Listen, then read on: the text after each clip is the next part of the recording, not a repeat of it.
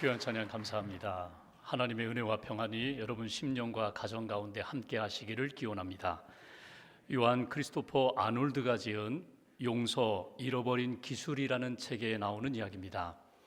한 가정이 있었습니다. 믿음직한 남편과 아내 그리고 어린 딸이 행복하게 살고 있습니다. 그런데 언제부터인가 남편의 귀가 시간이 늦습니다. 어느 날은 만취되어 집에 돌아옵니다. 또 어떤 날은 아무런 연락 없이 집에 돌아오지도 않습니다. 이상하다. 남편이 바쁜가 보다. 우리 먹여 살리느냐 힘든가 보다. 이런 생각으로 넘어갔는데 나중에 알고 보니까 다른 여자가 생겼습니다. 바람을 피는 것입니다. 가슴이 아팠습니다. 어떻게 나에게 이럴 수가 있는가? 만나서 남편을 붙잡고 묻습니다. 당신 나에게 이럴 수가 있느냐고. 어떻게 나에게 이럴 수가 있느냐고. 그러자 남편이 대뜸 이렇게 대답합니다. 당신도 다른 남자 만나면 되지 않겠느냐고. 당신도 다른 남자 만나라고. 아이는 다른 곳으로 보내고 그냥 우리 둘이 헤어지자는 것입니다. 내가 이런 사람하고 지금까지 살아왔나? 얼마나 화가 났는지 손에 총이라도 쥐어져 있다면 쏴 죽이고 싶을 정도로 그렇게 분노가 일어났습니다. 남편을 멀리한 이후에 하나님 앞에 기도를 합니다. 그런데 기도가 나오지 않습니다. 그래서 주님 가르쳐 주신 기도, 주기도문을 계속해서 암송하면서 기도하고자 합니다. 그런데 기도할 때마다 걸리는 부분이 있습니다. 우리가 우리에게 잘못한 사람을 용서하여 준 것처럼 우리 죄를 용서해 주옵소서. 여기에서 걸리는 것입니다. 내가 먼저 용서해야 하나님의 용서를 받는데 내가 용서하지 못하니까 하나님의 용서를 받지 못하는 것이구나. 계속 이 부분에 걸렸습니다. 그리고 어느 순간에 깨달음이 왔습니다. 그리고 하나님 앞에 기도합니다. 하나님, 제가 잘못했습니다. 제가 잘못했습니다. 그렇게 잘못했다고 고백하는 순간 남편에 대한 생각들이 떠오르기 시작합니다. 내가 너무나 무관심했구나. 내가 돌보지 못했구나. 얼마나 혼자 힘들었을까. 얼마나 혼자 고독했을까. 오죽했으면 나가서 다른 여자를 만나게 될까. 이런저런 생각하니까 더 자기 자신이 실수는 남편이 했지만 자기의 책임이 크다는 것을 깨닫게 됩니다. 그리고 하나님 앞에 다시 기도합니다. 하나님, 정말 제 책임입니다. 제가 잘못했습니다. 저의 죄를 용서해 주십시오. 저의 죄를 용서해 주십시오. 그리고 남편을 만났습니다. 남편을 만나 이야기합니다. 미안하다고, 여보 미안하다고, 내가 잘못했다고, 내가 돌보지 못하고 당신을 헤아리지 못했다고. 그랬더니 남편이 이야기합니다. 당신이 뭐가 잘못했느냐고. 죽일 놈은 나지. 내가 잘못했지. 당신이 뭐가 잘못했느냐고. 내가 잘못했다고 용서를 비는 것입니다. 이렇게 서로 잘못했다고 미안하다고 용서해달라고 그렇게 사과하고 용서를 구하면서 두 사람이 회복이 되었다. 그런 이야기입니다. 어찌 보면 평범한 가정의 이야기 같지만 여기에 중요한 것이 있습니다. 이 세상에 가장 위대하고 아름답고 감동적인 것은 무엇인가? 우리 가정 안에 우리 인생 가운데 빠뜨릴 수 없는 가장 소중한 것이 무엇인가? 그것은 용서라는 것입니다. 용서하고야, 용서받고야 진정한 평안이 찾아옵니다. 용서하고야 진정한 내 인생의 과거와 현재와 미래의 자유함을 얻게 된다는 것입니다. 여러분은 용서를 받은 경험이 있습니까? 여러분은 용서를 해본 경험이 있습니까? 여러분은 용서하고 지금 자유와 평안 가운데 살아가고 있습니까? 오늘 본문에서 우리는 믿음의 사람 요셉이 형제들을 용서하는 장면을 읽게 됩니다. 요셉은 지금까지 살아오면서 형들로부터 많은 상처를 받았습니다. 형들만이 아니라 애굽에 사는 동안에 적지 않은 상처 투성이의 삶을 살았습니다. 그런데 하나님의 은혜 가운데 요셉이 치유를 받게 됩니다.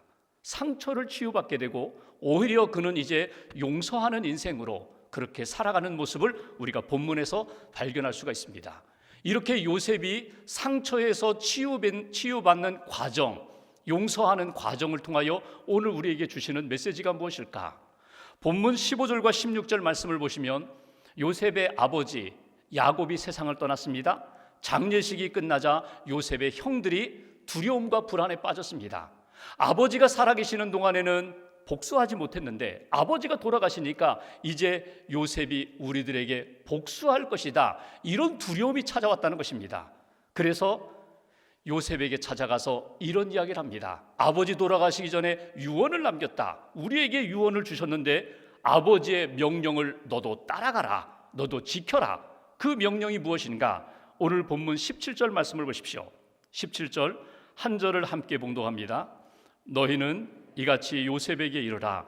내 형들이 내게 악을 행하였을지라도 이제 바라건대 그들의 허물과 죄를 용서하라 하셨나니 당신 아버지의 하나님의 종들인 우리 죄를 이제 용서하소서 하매 요셉이 그들이 그에게 하는 말을 들을 때에 울었더라. 아멘.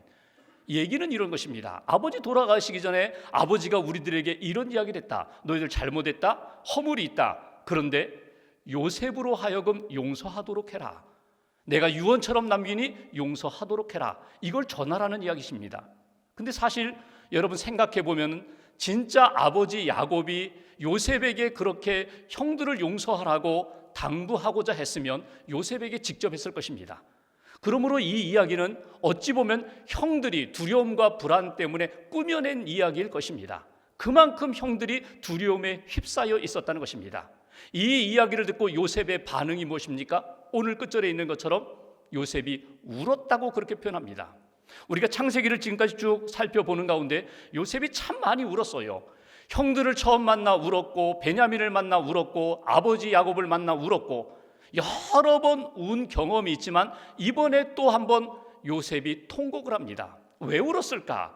그동안의 상처가 생각이 나서, 너무나 억울해서, 하나님의 은혜 가운데 내가 이렇게 상처와 아픔 투성이었지만 그럼에도 불구하고 하나님이 지켜주셔서 내가 하나님이 주신 꿈을 가지고 살아왔는데 꿈대로 이루어졌구나, 형들이 나에게 이렇게 절을 하고 있구나, 하나님의 성취를 바라보면서 감사해서 여러 번 울었을 것입니다. 그런데 이번에 울음은 조금 다릅니다.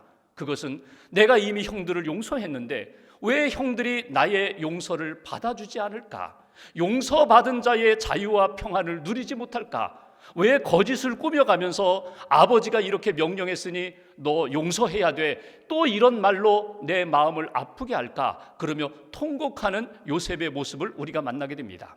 여기서 우리에게 주시는 첫 번째 메시지, 요셉이 가지고 있었던 상처를 어떻게 치유했을까? 어떻게 치유받았을까? 첫 번째 우리에게 주시는 메시지, 요셉은 형들을 사랑하고 용서합니다. 또 사랑하고 용서합니다. 계속해서 사랑으로 용서하는 요셉의 모습을 통하여 그의 심령이, 그의 상처가 치유받았음을 우리는 확인할 수 있다는 것입니다. 형들의 죄가 작기 때문에 아닙니다. 요셉의 상처가 다 지워졌기 때문에 아닙니다.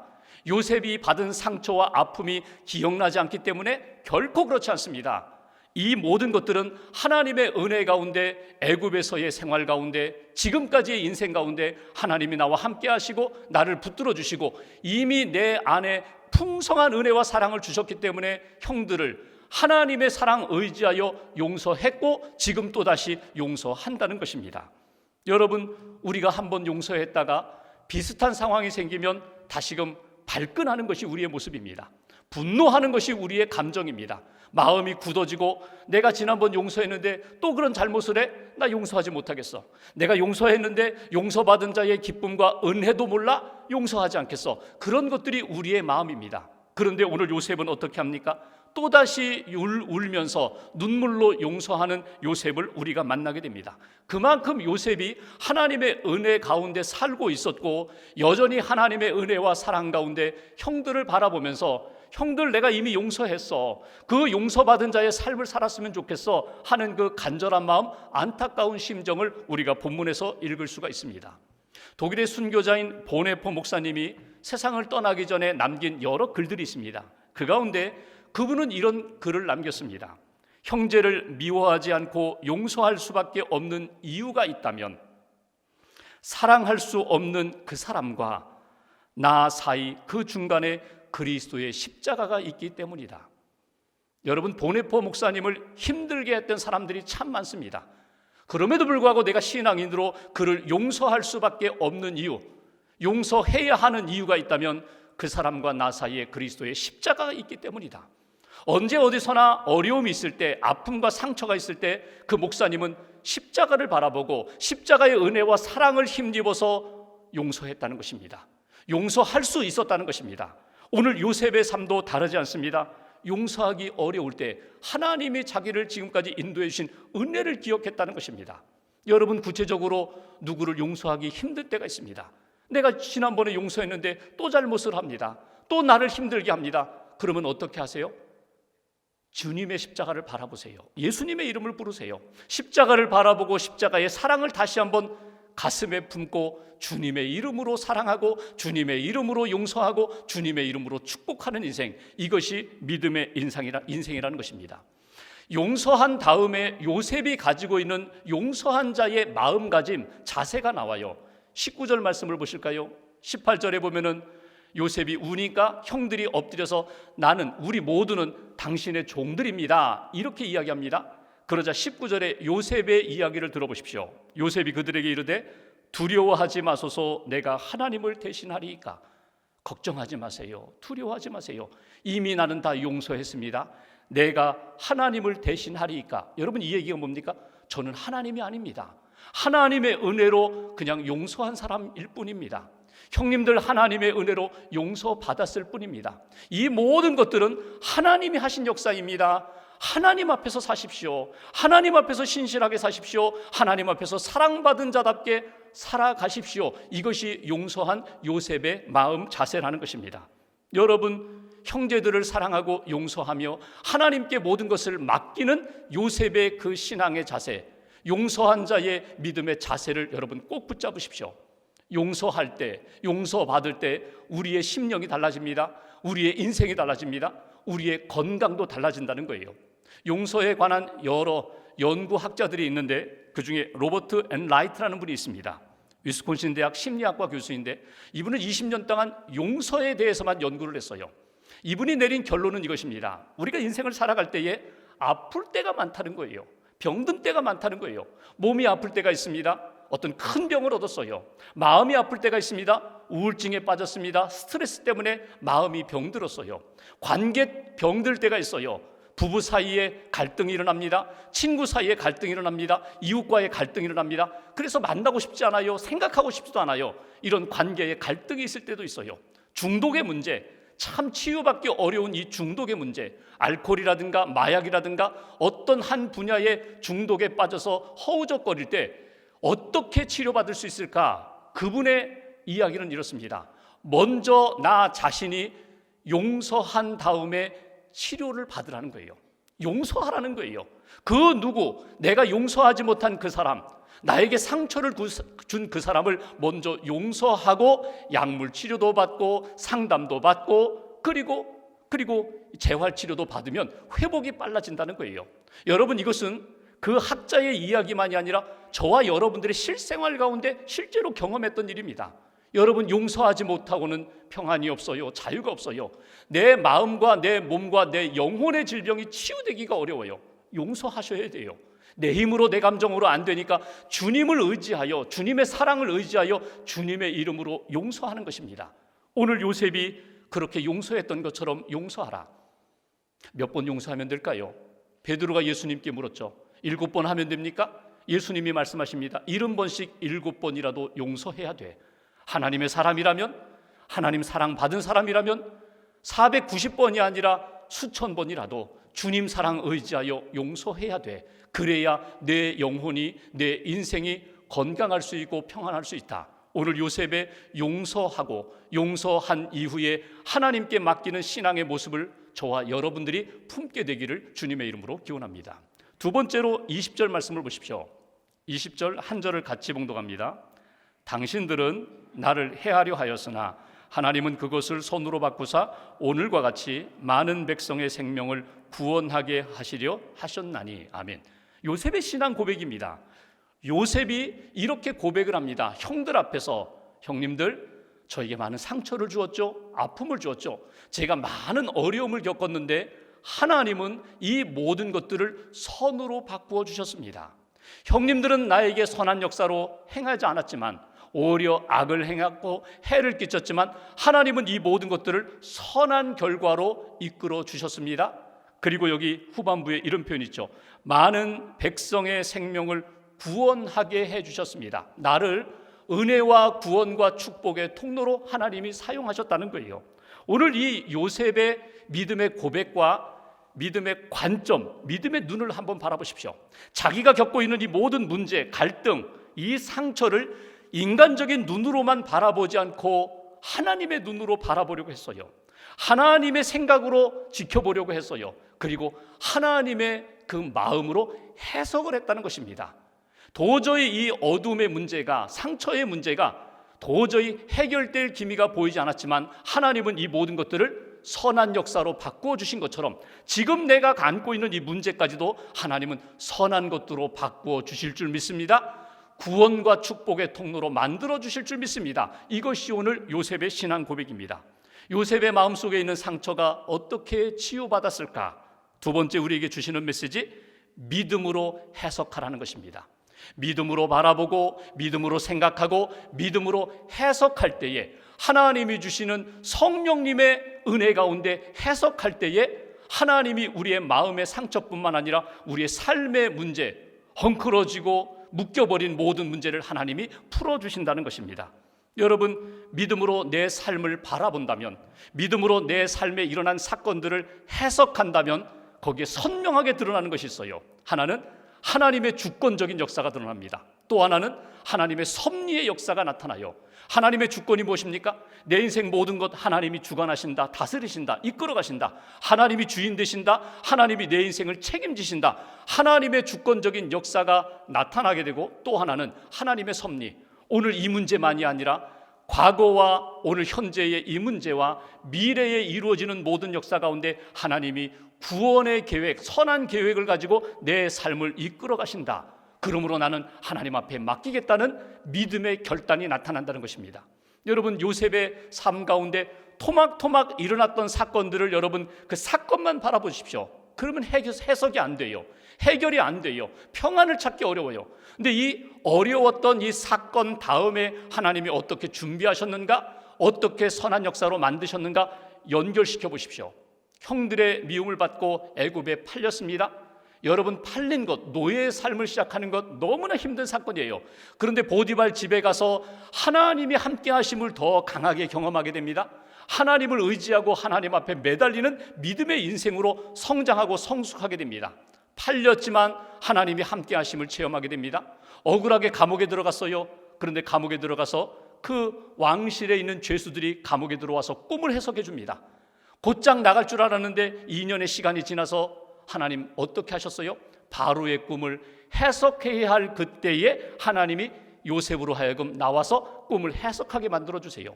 토막토막으로 본다면 참 답답한 일이지만 하나님은 그 사건 다음에 은혜의 역사로 합력하여 선한 일들로 하나님이 이렇게 만들어 가시는 역사를 보게 됩니다. 그래서 요셉이 확신하는 거예요. 하나님은 내 인생 어떤 어려움이 있어도, 악한 일이 있어도 선한 역사로 만들어 주셨고 하나님의 구원을 체험하게 하셨고 구원을 증거하도록 하나님이 은혜를 베푸셨다. 그래서 나는 하나님의 그 주권적인 역사와 하나님의 섭리하시는 역사, 하나님이 내 인생을 다스리시고 이끌어 가시는 역사를 나는 믿고 하나님 앞에 맡기겠습니다. 상처도 맡기고 아픔도 맡기고 사건도, 이해하기 어려운 일들도 하나님 앞에 맡기겠습니다. 이것이 요셉의 신앙 고백입니다. 마음아 넌 누구니? 라는 책이 있습니다. 박상미 교수님이 쓴 책입니다. 박상미 교수님은 셋째 아이로 태어났어요. 1970년대 산하 제한이 있던 우리나라에 셋째를 임신하니까 엄마가 아이고 셋째 낳을 수가 없다, 어려운 형편에 셋째 낳을 수 없다. 그래서 산부인과 가서 지우려고 했어요. 근데 의사를 못 만났어요. 그 다음에 또 갔는데 또 의사를 못 만났어요. 그래서 결국 태어난 아이가 박상미입니다. 엄마 뱃속에서 무의식 중에 충격을 받았는지 그의 나이 40이 되도록 그는 힘든 시간을 살았어요. 그가 우울증을 앓았고 어려서부터 신경정신과에 수시로 치료를 받게 되고 심지어는 24살에는 자살하려고까지 자살을 시도했던 사람입니다. 그런데 하나님을 만나게 돼요. 하나님을 만나고 하나님의 은혜를 깨닫게 되고 말씀 속에서 내 인생이 어떤 의미가 있는가를 그는 발견하게 됩니다. 내 인생은 우연히 태어난 것도 아니다. 실수로 태어난 것도 아니다. 하나님의 계획하심 속에서 이 땅에 태어난 존재야. 하나님의 은혜 가운데 내 인생은 지금까지 이어온 존재야.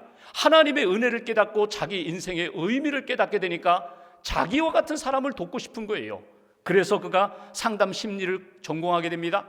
박사학위를 받게 됩니다. 독일에 가서 연구하면서 독일에 있는 많은 사람들을 만나게 돼요. 그런데 한국에서 입양 온 그 사람들을 만나면서 그들 마음 가운데 있는 많은 상처가 있다는 것을 발견하게 됩니다.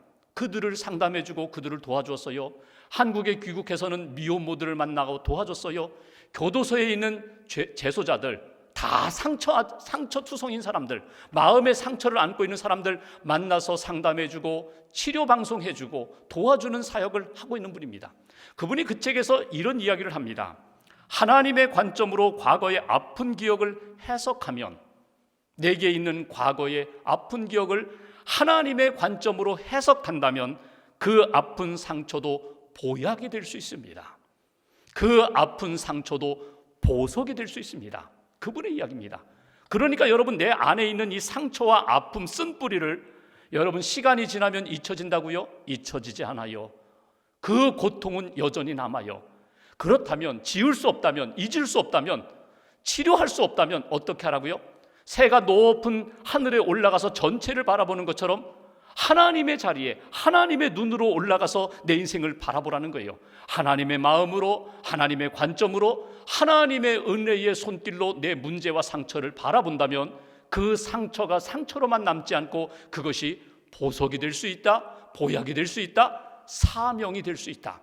나 같은 사람 내가 도와야지. 하나님이 내게 은혜 주셔서 이 모든 문제를 소화할 수 있도록 해주셨다면, 해석할 수 있도록 은혜를 주셨다면 나 같은 사람을 도와줘야지. 그리고 은혜와 축복의 통로로 살아갈 수 있다는 것입니다. 여러분, 우리가 믿는 하나님은 어떤 하나님이에요? 창조주 하나님이십니다. 선하신 하나님이십니다. 치료하시는 하나님이십니다. 악한 것들도 선으로 바꿔주시는 그 하나님에 대한 믿음을 가지고, 고백을 가지고 삶을 믿음으로 바라보고 해석하면서 하나님 내게 주신 이 삶의 의미가 있습니다. 오늘 요셉이 고백한 것처럼 믿음으로 해석하고 믿음으로 하나님 앞에서 쓰임받는 인생이 되겠습니다. 구원의 통로가 되겠습니다. 축복의 통로가 되겠습니다. 다시 한번 다짐하며 주님께 더 가까이 나아갈 수 있는 저와 여러분들 되시기를 주님의 이름으로 기원합니다. 마지막 21절 말씀 보십시오. 21절 한 절 같이 봉독합니다. 당신들은 두려워하지 마소서. 내가 당신들과 당신들의 자녀를 기르리이다 하고 그들을 간곡한 말로 위로하였더라. 아멘. 용서했어요. 요셉이 용서한 것으로 끝나지 않고 어떻게 합니까? 위로했다는 거예요. 당신들 두려워하지 마세요. 염려하지 마세요. 미래의 당신과 당신들의 자녀들을 제가 책임지고 돌보겠습니다. 여기 간곡한 말로 위로했다라고 했는데 이 간곡한이라는 말이 심장이라는 말입니다. 심장, 마음을 담아서, 내 중심을 담아서 그렇게 위로했다. 여러분, 그 정도로 정성을 다했다는 거예요. 설득력이 있었다는 거예요. 마음, 진정성이 느껴질 정도로 그렇게 위로했다. 여러분, 이 말씀을 공동 번역 성경으로 읽어보면 더 실감이 나요. 제가 21절 공동 번역으로 읽어보겠습니다. 그러니 이제 두려워하지들 마십시오. 내가 형들과 형들의 어린 것들을 돌봐 드리리이다. 이렇게 위로하는 요셉의 말을 들으며 그들은 가슴이 터지는 듯하였다. 그들은 가슴이 터지는 듯하였다. 여러분, 무슨 이야기예요? 진정을 담아, 마음을 담아 요셉이 위로했더니 형들의 가슴이 터지는 듯했다. 그들의 가지고 있었던 상처와 아픔도 치료되었다는 거예요. 정말 나를 사랑하는구나, 나를 용서하는구나, 나와 나의 자녀들을 위하여 기도하며 위로해주고 책임지겠다고 하는구나. 그 이야기를 들으며 요셉도 치료받고 요셉의 형들도 치료받았다는 것입니다. 여기서 우리에게 주시는 세 번째 메시지가 있습니다. 여러분, 누구를 사랑하고 누구를 용서하는 것, 거기에 그치는 것이 아니라 소망을 담아, 내가 섬김의 마음을 담아서 진정으로 위로하는 인생이 되어야 된다. 소망으로 위로해 주십시오. 삶을 담아서 위로해 주십시오. 마음을 담아 위로해 주십시오. 요셉의 그 간곡한 말로 여러분, 형들이 위로를 받았습니다. 소망을 얻게 됩니다. 평안을 얻게 됩니다. 그런 인생을 우리가 살아가야 된다. 요셉이 오늘 그렇게 위로하며 축복했던 인생, 신약의 사도 바울이 골로새서 3장 13절 14절에 보면 우리에게 이렇게 권면을 합니다. 누가 누구에게 불만이 있거든 서로 용납하여 피차 용서하되 주께서 너희를 용서하신 것 같이 너희도 그리하고 이 모든 것 위에 사랑을 더하라. 이는 온전하게 매는 띠니라. 용서하는 것으로 끝내지 말고 그 위에 사랑을 더하라. 위로를 더하라. 내가 섬길 수 있는 것 최선을 다하여 섬기고 미래에 책임지며 돌볼 수 있는 것 내가 책임지고 돌볼 수 있는 자리까지 나아가라. 이것이 온전히 매는 띠라고 하나님께서 바울을 통하여 우리에게 말씀을 주십니다. 여러분, 사랑할 수 있는 때가 있어요. 용서할 수 있는 때가 있어요. 위로하고 축복할 수 있는 때가 있어요. 여러분, 이 때를 놓치고 다음에 사랑하지, 다음에 용서하지, 다음에 위로하지 하다가 그렇게 하지 못하고 지나간 일들이 너무나 많아요. 놓치지 마십시오. 하나님이 주시는 마음을 붙잡고 하나님이 베풀어 주신 은혜와 사랑을 붙잡고 용서하며 위로하며 축복하는 인생. 우리나라 복음성가를 지으신 분들 가운데 최용덕이라는 분이 계십니다. 복음성가 작사 작곡을 많이 한 분입니다. 이분이 어느 날 교회 후배 집사님과 언쟁이 붙었어요. 내용은 이런 것입니다. 그 젊은 후배 집사님이 이런 이야기를 하는 거예요. 아무래도 복음성가보다는 찬송가가 수준이 더 높지요. 복음성가는 찬송가보다 수준이 조금 낮은 것 아닙니까? 그 말에 발끈했어요. 마음이 상하고 자존심도 상했어요. 그러면서 두 사람의 관계가 뒤틀린 것입니다. 하나님 앞에 기도하는데 하나님이 이 최용덕 집사님에게 이런 마음을 주세요. 내가 믿음의 선배고 내가 양육했으니 내가 먼저 가서 사과해라.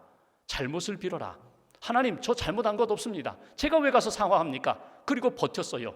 그런데 얼마 지나지 않아 그 후배 집사님이 자기에게 찾아와서 제가 잘못했습니다. 형님, 제가 잘못했습니다. 먼저 잘못했다고 고백하는 것입니다. 뒤통수 맞은 것 같아요. 그런데 며칠 지났는데 그 집사님이 교통사고로 하늘나라를 먼저 갔네요. 장례식에 참여했는데 그 젊은 집사 아내 되시는 분이 남편의 일기장이라고 일기장 한쪽을 이렇게 보여주는 것입니다. 거기에는 이렇게 쓰여져 있었습니다. 자기가 가장 존경하는 분은 예수님이고 그 다음에 존경하는 사람은 자기를 전도한 최용덕 집사님이다. 그 일기장의 내용을 보면서 너무나 미안했어요.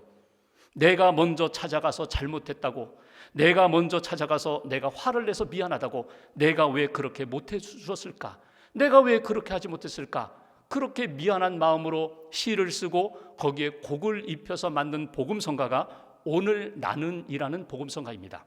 1절, 2절 두 절로 되어 있는데 제가 1절만 한번 읽어드리겠습니다.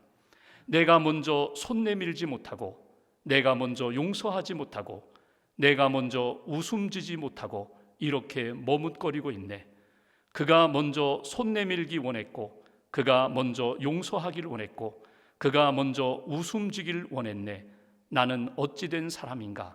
오 간교한 나의 입술이요, 오 옹졸한 나의 마음이요, 왜 나의 입은 사랑을 말하면서, 왜 나의 마음은 화해를 말하면서, 왜 내가 먼저 져줄 수 없는가?